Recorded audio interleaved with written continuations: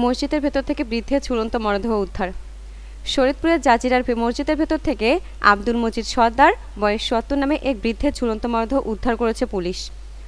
মঙ্গলবার ৯ ডিসেম্বর দুপুরে উপজেলার চর লাউখোলা গ্রামের সর্দারবাড়ি জামে মসজিদ থেকে ঝুলন্ত অবস্থায় তার মরদেহ উদ্ধার করা হয়। নিহত আব্দুল মজিদ সর্দার চর লাউখোলা এলাকার রমিজউদ্দিন সরকারের ছেলে। স্থানীয় ও পুলিশ সূত্রে জানা যায়, আপন ভাই ও ভাগিনার সঙ্গে দীর্ঘদিন ধরে জমি সংক্রান্ত বিষয়ে বিরোধ চলছিল আব্দুল মজিদের। এ নিয়ে কিছুদিন ধরে তিনি মানসিক চাপে ছিলেন। এলাকার গণ্যমান্য ব্যক্তিদের নিয়ে বেশ কয়েকবার সালিশ দরবার হলেও কোনো সমাধান হয়নি। সেই মানসিক চাপ সহ্য করতে না পেরে তিনি আত্মহত্যার পথ বেছে নেন বলে ধারণা করা হচ্ছে। নিহতের ছেলে আব্দুর রহমান বলেন, আমার বাবার সঙ্গে আমার চাচাদের জমি নিয়ে বিরোধ ছিল, আর সকালে তাকে ঘরে না পেয়ে আমরা খোঁজাখুঁজি শুরু করি। পরে মসজিদের মধ্যে তাকে ঝুলন্ত অবস্থায় দেখতে পেয়ে পুলিশকে জানাই। পুলিশ এসে বাবাকে উদ্ধার করে।